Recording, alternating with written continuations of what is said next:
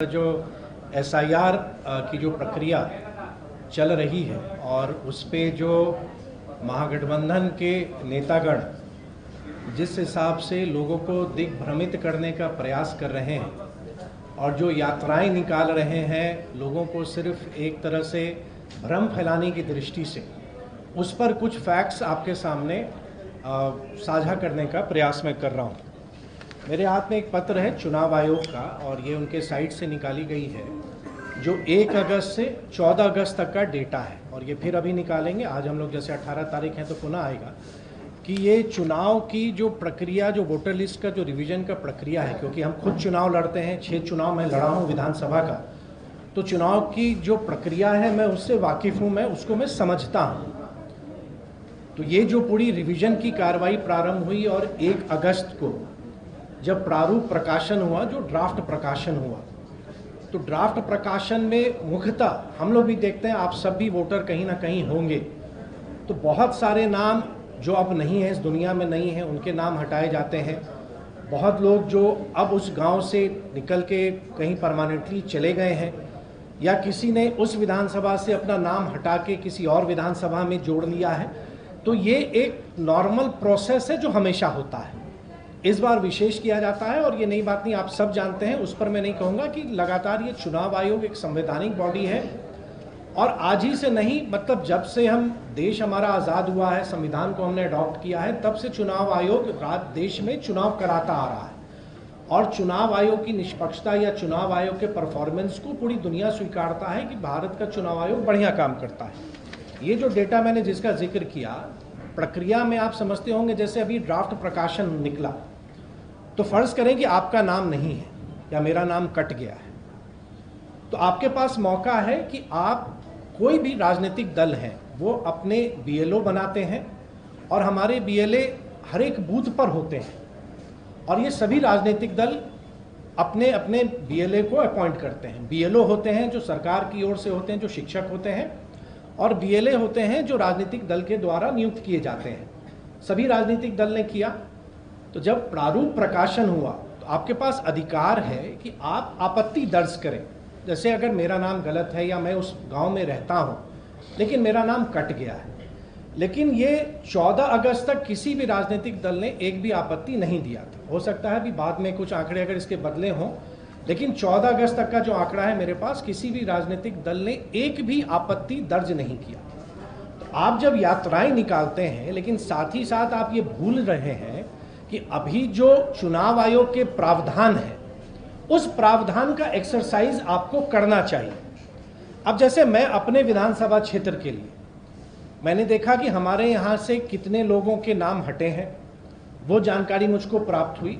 हमने अपने सभी साथियों को जो हमारे BLA 2 हैं उनको हमने कहा कि आप देख लीजिए, और सूची चुनाव आयोग आज देखेंगे, अखबारों में भी सूचना प्रकाशित है, उनके सोशल मीडिया प्लेटफॉर्म पर प्रकाशित है, मामला सर्वोच्च न्यायालय में भी है और सर्वोच्च न्यायालय के निर्देश के बाद आज सभी नाम जो इस प्रारूप प्रकाशन में नहीं है वो वेबसाइट पर भी उपलब्ध है। चुनाव आयोग के साइट पर आप देख सकते हैं। जैसे मैंने एक आंकड़ा अपने विधानसभा का भी निकाला कि जैसे ये सूची मेरे अपने विधानसभा 38 झंझारपुर का है, कि मैं देख सकता हूं कि हमारे सूची में मतलब जिन लोगों का नाम हटा है वो लोग कौन है। तो एक प्रक्रिया है, चुनाव आयोग चुनाव कराता है, तो एक राजनीतिक दल का दायित्व बनता है, कर्तव्य बनता है कि जो प्रावधान है उसके तहत अगर हम जाके ऑब्जेक्शन दे सकते हैं, या जैसे फॉर्म 6 हम भरते हैं तो फॉर्म 6 हम भर सकते हैं।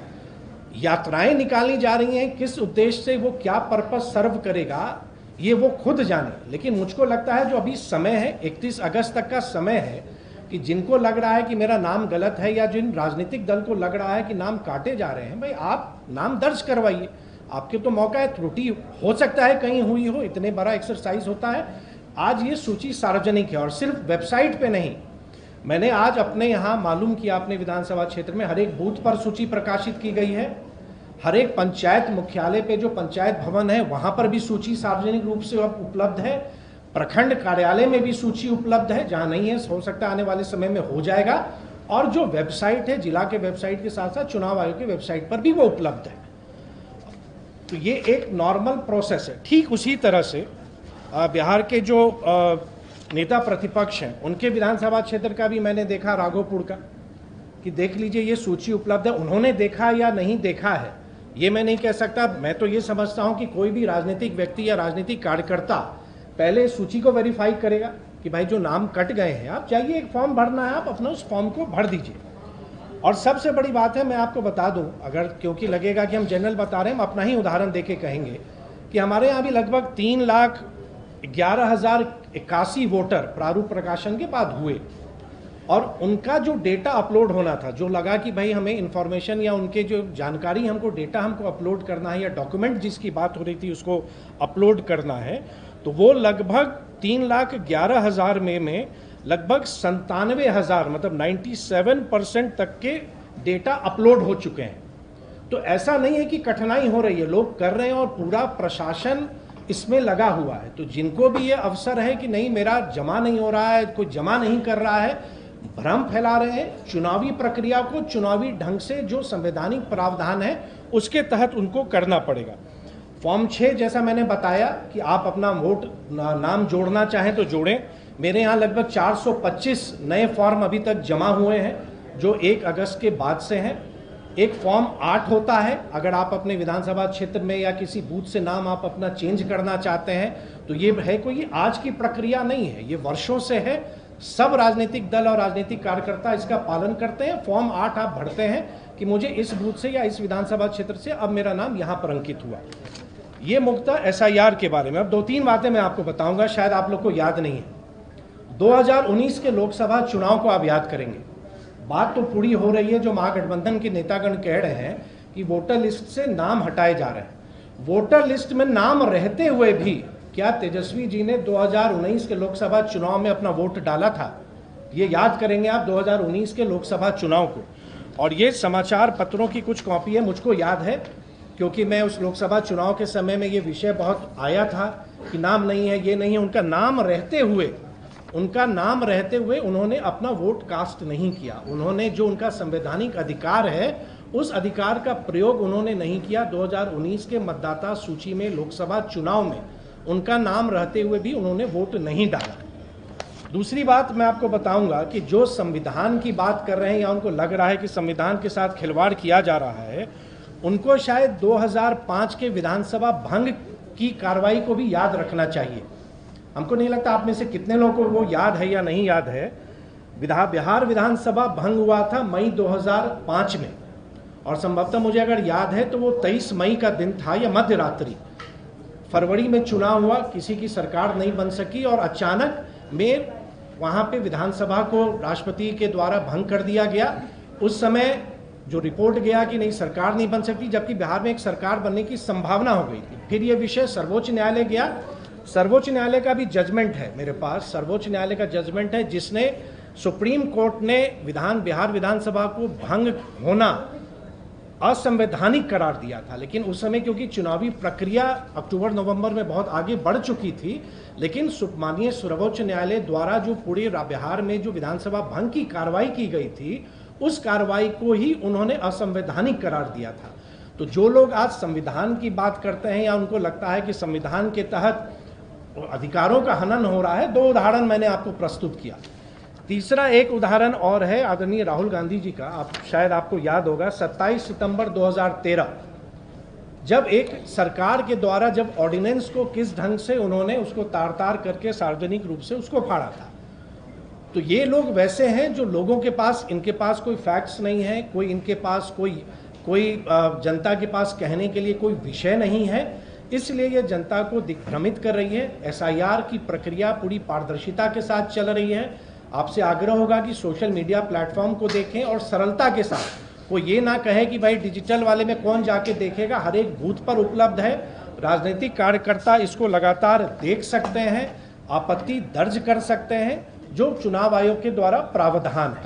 मुख्यतः ये विषय आपके सामने मुझको लाना था कि ये यात्राएं जो निकाल रहे हैं राहुल गांधी जी या तेजस्वी यादव जी, जनता को सिर्फ विषय से बल भटकाने के लिए या जनता में एक भ्रम पैदा करने के लिए, जबकि मेरे समझ से उनको जो प्रावधान है उन प्रावधानों के तहत वोटर लिस्ट में अगर कहीं कोई कमी हो रही है तो राजनीतिक कार्यकर्ताओं को, जो भी रिटर्निंग ऑफिसर हैं, उनके सामने दस्तावेज जमा करने चाहिए। धन्यवाद। नहीं, जैसे मैंने अपने विधानसभा में, मैं आपको मैं अपने ही विधानसभा का बताऊंगा, मैं जनरल क्यों बताऊं। हमारे विधानसभा में जैसे हमने कहा कि कुछ नए वोटर भी के फॉर्म जमा हुए हैं 435 के आसपास, जो फॉर्म 6 उन्होंने भरा है। फॉर्म 8 में भी 8 आवेदन आए हैं और हम भी लगातार जो हमारे BLO हैं, BLA हैं, BLA 2, उनके माध्यम से हम लगातार देख रहे हैं, क्योंकि सूची उपलब्ध है, हर एक राजनीतिक दल के पास वो सूची उपलब्ध है, जिलाध्यक्षों को कराया गया और अब तो सार्वजनिक हो चुका है, तो लोग वेरीफाई भी कर रहे हैं। जैसे अगर कहीं हो सकता है किन्हीं का नाम मिस हुआ हो, तो उसको आप अभी भी समय है, आप डाल सकते हैं कि 31 अगस्त तक तो वो समय है। आज तो हम 18 तारीख है, तो 13 दिन अभी हमारे पास बचा हुआ है कि जबकि आपके पास समय है कि आप जाके एक फॉर्म भरें। और वो BLO का काम है, जो शिक्षागण BLO का काम कर रहे हैं, ब्लॉक लेवल ऑफिसर, उनका ये काम है। तो अगर कहीं लगता है, इसी के लिए सूची को सार्वजनिक किया भी गया है कि आप भी देख लें।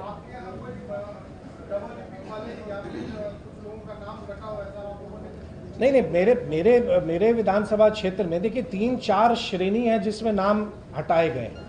तो जहाँ तक मुझको लगता है, जहाँ तक मुझे याद है, हमारे विधानसभा में लगभग 7,600 के आसपास ऐसे नाम हैं जो अब इस दुनिया में नहीं है। अब लेकिन अगर वो व्यक्ति है तो सबों का ये दायित्व तो बनता है कि आप फॉर्म भर दीजिए। एपिक 2 होना, फिर कुछ श्रेणी है जिनका कोई ट्रेस नहीं है, मतलब वो मिल ही नहीं रहे, तो वैसी भी एक श्रेणी है, उसमें भी कुछ लोग हैं जो अस्थायी रूप से शिफ्ट हो गए हैं, अब वहाँ नहीं है। मान लीजिए कोई दिल्ली चले गए, वहाँ उन्होंने नाम अपना वोटर लिस्ट में दर्ज कर लिया, तब उनका नाम वहाँ नहीं होगा, वो चले गए हैं। कुछ लोग ऐसे हैं जिनका नाम 2 जगह हो सकता है, होता है, कहीं हो गया, कहीं गलती से हुआ, हम ट्रांसफ़र हो गए, मेरा नाम वहाँ भी रह गया, वहाँ भी है, तो कुछ वैसे नाम भी हटाए गए। तो मुख्यतः ये 4 श्रेणी में हर एक विधानसभा में वोटर लिस्ट में इस तरह की कार्रवाई की गई है।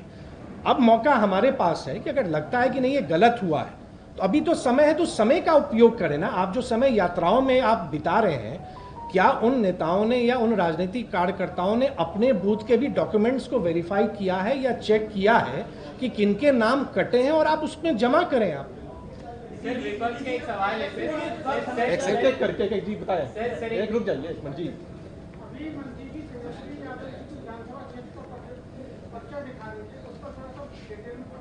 नहीं, डिटेल अब उनका क्षेत्र वो जाने। मैंने कहा कि नहीं, मैंने सिर्फ ये नहीं, अरे वही मैं बता रहा हूँ, मैंने उन वेबसाइट से निकाला है कि ये सूची अवेलेबल है। मतलब पहला काम होगा ना, जैसे मैं अभी अपने क्षेत्र का प्रतिनिधित्व करता हूँ, अगर मैं चुनाव लड़ना चाहता हूं या मैं राजनीतिक कार्य करता हूं, तो मेरा पहला काम क्या होगा? मेरा पहला काम होगा कि पहले तो अपना नाम देख लीजिए कि मेरा नाम है या नहीं। मैंने तो देख लिया, सब है, मैंने डॉक्यूमेंट्स देने हैं, मैंने दे लिया।